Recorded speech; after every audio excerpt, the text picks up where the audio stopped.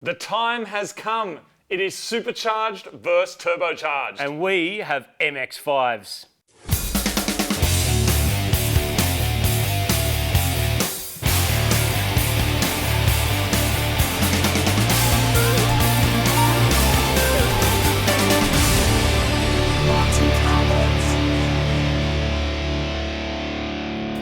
Welcome to another episode of Mighty Car Mods. Now, it is a very, very exciting moment in Mighty Car Mods history because since the pterodactyls have been having sex, they do have a micro penis, by the way. There's been a lot of discussion. Just one or two? Just one. Okay. For them to transfer their genetic makeup into another pterodactyl. Good. The sex life of dinosaurs is an interesting one. Anyway, since the dawn of time and the dawn of pterodactyl sex, people have been asking the same question, haven't they, Martin? Yeah, which How is do better? dinosaurs have sex? And also, what's better? Turbocharged or supercharged. Now, both are forced induction, but they use slightly different methods. As you are, this is just getting heavy, man. Is that really heavy? Yeah, this is really heavy as well, but I thought I should try and hold on to it. No, just keep going, man. Keep going. You're good. Both is a kind of forced induction. It's a way of compressing air. It's a way of getting more air into your engine, add some more fuel, add some spark, you got a big bang and you go faster. But we want to explore the differences and even find out which is better. So we've got not just better though, we want to find out the philosophical underpinnings from the driver's perspective about what is better. But how would we do it, Martin? How would you, because we could get my Supercharged Mini and we could battle it versus your Turbocharged Too Sexy, but that wouldn't be very good, would it? It wouldn't be very fair. We're going to try and keep this comparison as fair as we absolutely can. We're not scientists, as you can clearly tell, but we got some MX5s. We do have we might MX5s. as well be scientists. Now, not just MX5s, we've managed to get our hands on two MX5s, the NB MX5s, that are 4 months apart from the factory. So they're kind of as close as we're going to get. In terms of the supporting mods and other mods for the car, we're going to replicate them as closely as we can. So they're both going to have MCA shocks that are set up the same. The wheels offset. Yeah, same specs on the wheels, the same size, same offset, everything. Both Bridgestone RE003s, which we run on lots of our cars, so that's exactly the same. ECUs, Martin? Same ECUs. Haltex? Same injectors, same size injectors. Yeah, so really what we want to try and do is create the environment that really what we're focusing on is the Supercharger and the Turbocharger and seeing what the experience is like on the street and on the track. In the red corner we have an NB MX5 with a 1.8 litre naturally aspirated engine with around 100,000 Ks on the clock. These cars are known to be extremely capable on the street and the track. They push out around 75 kilowatts at the wheels in stock form, and with their lightweight body, that's reasonably good.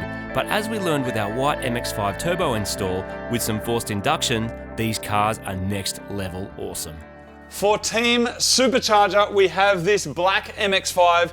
Now this one here has a Rotrex supercharger on it, which is kind of unique. On this side here, on the intake side, it actually looks like a turbocharger, but then all of the supercharger bits are on the front. Now, what makes this unique with this Rotrex system is that inside here, what's the word, Martin? It's like gears, like planetary gears. Planetary gears, and also known as 1.5 scrotes. So there's 3 balls in there, and those 3 balls are sitting kind of in the way that 3 balls would sit together, and they spin around. But what they're doing that's really clever, invented in Denmark, right, in the 80s. Yep. What they're doing that's really clever is that gearing system allows the impellers to spin at a rate that is similar to that of turbochargers, which is normally one of the cons to a supercharger. Now, obviously, the boost is controlled by the size of the wheels on the front. As you know, we did a whole 10-part series about supercharging on the classic Mini, but this here is actually giving you similar performance to a turbocharger, which for our test is perfect. Exactly. It is basically a belt-driven supercharger. They call them centrifugal superchargers, and the design. Centrifugal. That's the word. That's it. And the design is very unique. If you turn it around, it looks like a turbo compressor cover. Yeah. Except we're not driving it with exhaust. We're driving it with a belt. And the tricky part is making that spin fast enough, because it's only going to work if you can spin at a certain RPM. And some quick nerdy things that of course is contentious, but in a kind of a normal supercharger system, you might be able to get about half the speeds RPM-wise of a turbocharger. Yeah, and they all have different efficiencies, but really it's a measure of size too. Like if you have a turbo that size, you have to spin at a certain speed to make boost. As you know, big truck turbos, no boost until right up because you can't spin them up. Yeah. This is interesting because you get that speed on the belt straight away from the engine crank, but it's also how they gear it down to make it efficient. And they're quite interesting and they're impressive, and this will make the sort of power that could potentially make comparable to a turbo. So it's going to be a close race because of it. This interesting thing about a kit like this, and it did come in a kit form. Now, Rotrex is the company that makes the actual Supercharged, and you see them on heaps of different cars. But they don't make kits. The kit is made by a mob called Craftworks, who made the entire thing. And what's interesting about it is it bolted in less than a day. Yeah, and I was going to say, that's probably one of the pros of a Supercharger kit. And if we have a quick look at the pros and cons, which is probably one of the most important things of this video, is that unless you're supercharging a Mini that you bought from Japan, Superchargers should be easier to install. They can be pricey, and in fact, probably by the time you get your whole turbo set up and your whole Supercharger set up, the prices are probably negligible, like between the two of them. Be similar, yeah. Except the difference with this, even though this does have its own kind of dedicated oil system here, you don't need to be tapping into the sump or water feeds or anything, so it saves you a lot of trouble with that. And this thing here, which was done here with a couple of dudes, was done in less than a day. So that's a major pro for Superchargers, because the same probably couldn't be said for doing a similar turbo conversion. Exactly, and a lot of it looks the same. I mean, you've got a front mount there, which cools the charge air. You've got an intake. It goes onto the Supercharger spits it out the other side. That looks a lot like a turbo, and even on MX5s, the turbo sits in a similar position, so that's quite interesting. The front mount piping, no cutting required. It just all bolts on. I mean, if it was a Saturday morning and you wanted boost by Saturday night, you'd go Supercharger every time. Yeah. Here we go. Unless you had the world's most accurately built turbo kit, which I'm yet to really see one. Yeah, that's true as well. Yeah, that you haven't had to weld something. But literally, the tools required for this, probably the tools required. No welder required. Exactly. No fabrication. Yeah. Just bolt it straight in. So that's the setup on this car. I'm going to be really interested to see what it does. It's going to need management, of course, and it's going to have to injectors and all those kind of things. But that is the nuts and bolts of how this particular Supercharger system works. We managed to get the entire Craftworks kit installed in less than 8 hours, with only a handful of bolts required to mount and plumb up the Supercharger. There are complete bolt-on turbocharger kits available for these cars, but we've decided to source parts from local suppliers because it's easier, cheaper, and that's just the way we like to roll. We're also throwing any interceptor boxes in the bin, and we'll go with complete programmable engine management to keep things as similar as possible between the two cars. The first interesting point of comparison will be the time it takes to get this red MX5 from its naturally aspirated form into a turbocharged choo-chewing machine. It's time to get started, so the first thing we've got to do is jack up the car.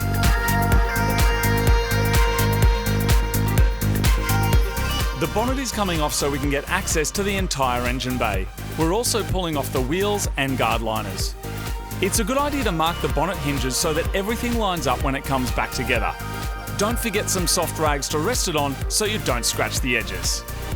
Next, we can remove the intake piping, exhaust heat shields, airflow meter, airbox and wiring, which we'll mark using tape so that they don't get mixed up. Bye-bye. Thanks for coming. Good riddance. See you, buddy.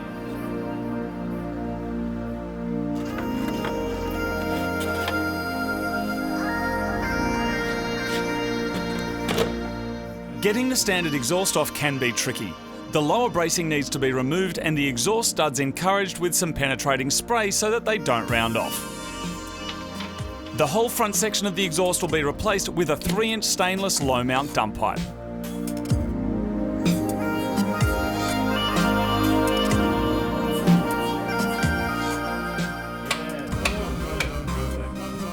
Yeah! Well done, man. Good stuff. Awesome. Look at that, that's all I had to do on here. All I had to do in that.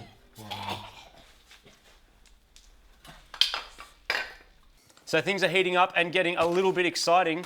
Why am I talking like it's a game show? I don't know, Martin, but I think it's because we're about to win the prize. We've spun the big ball sack, and it's about to dangle on the $1 million boost prize. I want to buy a valve. What? Isn't that a game? A blow-off valve? Yeah. All No. right, let's just move on, Martin. No, things Tell me about Nitro Dan, Martin. Things are heating up. So this is a manifold made by a chap called Nitro Dan, and he's a dude who fabricates like racing exhaust bits and pieces, including this NB MX5 manifold, which is awesome because it's a ready to go sort of kit. It's also low mount. So you remember with our old NA MX5, we did it this way. Yep. And the turbo was sitting up the front. Now we're flipping that way, Martin. Boom, low mount. And the benefit is your dump pipe is actually quite low because if you imagine where the exhaust pipe goes, it's not coming up nearly as far. So it sort of all works a little bit like that. And now some people say that he's the maestro of the Miata. Did you make that up? Yes. That was pretty good. No one said that at all. I just made that up. Pretty good. Now, Martin, now we've removed the factory exhaust, the factory manifold, so there's a whole lot of room there now, which is perfect for our turbo. Now, this is a GT2560R. We got this from Garrett. And oh, look at it. I'm just going to wear my little napkin in case I draw. Do you want one, Martin? Yep. Do you want to wear a little something? Oh, it's so shiny. Oh, look at it. New turbos. We're not used to that. Look at that thing. Yeah. That's what we're used to playing with. Yep. But here it is, my friends. So, awesome. More commonly known as S15 turbo, isn't it, Martin? That is pretty much the same spec as S15 turbo. A lot of people buy these to jam on an S15 as like a stock replacement. Slightly more awesome. Martin, where's our little adapter dicks? Our little adapter. Oh, here. So these are the adapters because obviously that's going to bolt onto like your normal sort of Nissan pattern front mount piping or side mount piping or whatever it is. But because we're going to be using our own piping and making our own little custom front mount system, we've got these little adapters. Oh. One that goes there. And one, do you feel the jiggle right where it that counts? goes in the front. Look at that, man. Oh my God. That's awesome, hey? Turbocharged MX5s. So good. We've gone there before, but we're doing it differently this time, Such Martin, a good idea. Exciting. So it goes that way, and then he'll hang down under there somewhere. Other way, I think. Yep, other way. The dump goes out the back, and then that goes. There we go. Boom! That's pretty cool, hey? I'll have to take a bit of meat off that. And man, this is awesome. It's gonna be so good. Let's stick it in, Martin. All right. And then we'll install the turbo. Next, we're going to pull the front of the car apart. That means front bar, headlights and ducting. This will help us plan out where the front mount and piping will go because we need to put together a shopping list of mad stuff to buy.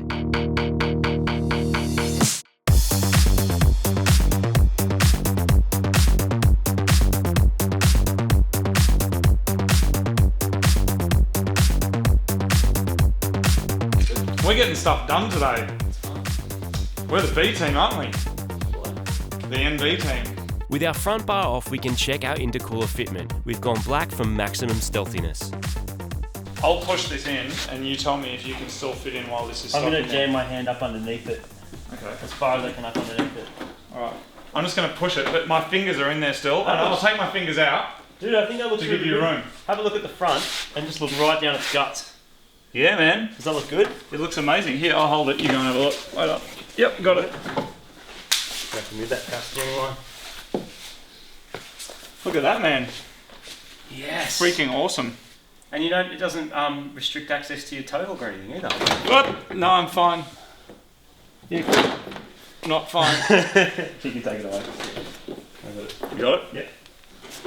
And that's a good size too. Like, unlike the one that was on Wasabi that was just stupid. Yeah. Like, that's actually just a good size. It is. It's fantastic.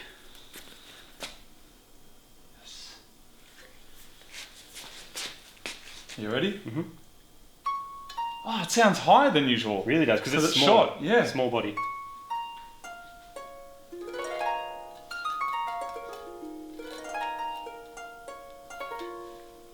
That's awesome.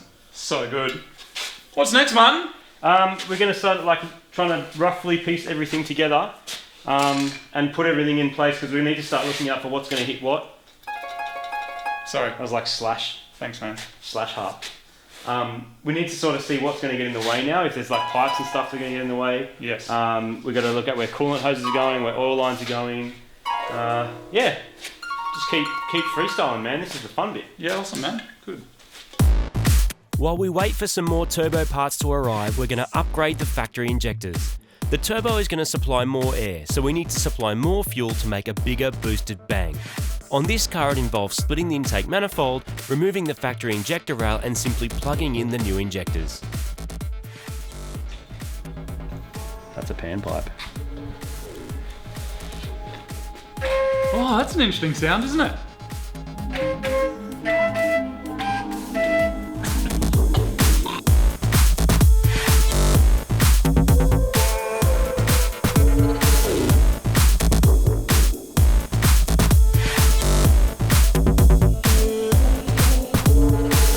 Okay, so the injectors are out, which means, you know what it's time for?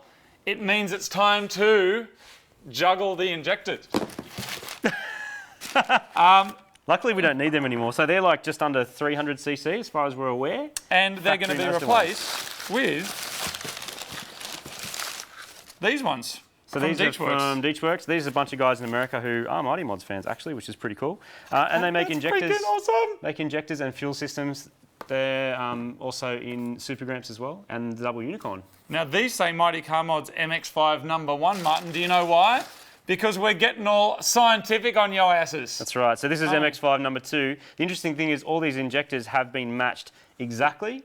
Yep. So all 8 injectors flow exactly the same amount and have the same spray pattern and all that kind of stuff. So we're going to be able to see. And did we talk about these yet? Excuse me, I'm not grabbing your balls. I'm just grabbing a knife. Did we talk about yet these are 700cc so injectors? 700cc Did we talk about injectors, that? which seems big to go from 300 to over double. Seems like quite a big jump, and it sort of is, except that if and when this thing's running ethanol down the track, 700's about right for that size engine, and the drivability is going to be fine anyway, even on petrol. So it comes with some stats and stuff about what they flow under certain fuel pressures, and also voltage, duty cycles, pulse width, stuff like that, and then how much they actually flow, which is, really cool. Here they are. New, old ones are grey, whatever, like old grey balls. So it comes with some new ones are black. So it comes with some lubricant as well to put on the rubber seals, and comes with new seals. And the awesome thing is these just plug straight in, man. That's so awesome. They plug isn't it? straight in. It's really no need to be like decapping this time, using Dremels and cutting things off. Which has its place, but this is like, if we're going to go down the road of trying to get stuff matched exactly as close as we can, then 8 matched injectors is freaking awesome. That's perfect for our experiment. So they're going to drop in our lab here. So they're going to drop straight in. You can see they're pretty much the same profile and everything, and they'll just plug into our factory rail, no spaces, no dodginess.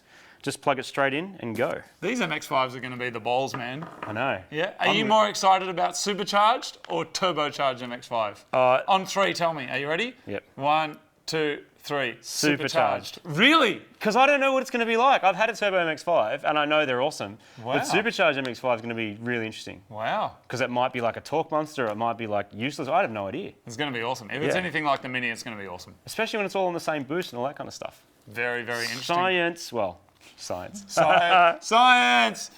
Let's insert them, Martin. Fuel injector swaps are straightforward as long as you have ones with the right connector. If not, get the right ones or you'll need matching plugs to then crimp on. You also need to make sure the rubber seals are in good condition because you want fuel in your cylinders, not firing out your car's bonnet. Always check for leaks by priming the fuel pump a few times to make sure it's all sealing properly. Aftermarket injectors often cost more than factory replacement parts, as there's time and equipment involved in thoroughly testing each individual injector to make sure it performs as expected under specific fuel pressure and triggering. On our MX5, it's now just a matter of bolting the intake manifold back together and making sure everything is plugged in. This is where we are at. The injectors are now in, and the intake manifold is all back together. The bumper's off. We've kind of placed in and worked out some rough measurements of where the intercooler is going to go. And obviously the exhaust and the manifold is off, ready to accept the snail's wang. Now, obviously, this is not a kit. No. It's not a bolt-on kit. So the manifold bolts on, the turbo bolts to the manifold, and then the dump bolts to the turbo. That's it. Everything else we're sort of making up. So we'll probably slow down a bit now because we've got to do things like figure out where front mount pipes are going, do boring stuff like moving power steering lines out of the way, just all the little fiddly things that make it fit. Yep. But yeah, injectors in is awesome, and the Haltech's a plug-in, so we don't have to rewire it. Which is great. Yeah. And all of these different things that we're doing, I mean, these are just all part of the adventure of turbocharging a non-turbo car, which is what it's all about, really. Of course, if you do want to check out more turboing MX5 stuff, we've also got a whole video on turboing your old MX5. That's right. Before the new MX5s. Exactly, which included making a dump from scratch. So we're bypassing having to do that in this case, which makes this a lot quicker. But there's still the more complicated parts, which we spoke about with Supercharged MX5 too, is also that you got to drill stuff in this. You got to drill holes for oil returns. You got to tap oil lines. You don't have to do any of that with a Supercharger kit. Yeah, which is awesome. So that's it for today. Of course, you can follow our balls on faceballs.com/Marty's Balls. And Martin, I've got a little treat for us over here, mate. Really? Yeah, got a mad little something for us. Are you hungry for a treat? I will accept a treat willingly. I have one treat. That's not going to work. Do you want half of this? How are you going to halve that? I don't know. One white ball for us to share, Martin. It looks like someone was been in the snow, doesn't it? Oh, that's so not going to work. Oh, yeah. Thanks. Fair heck fun. Oh. No, I'm going to wash that down with something. Mad.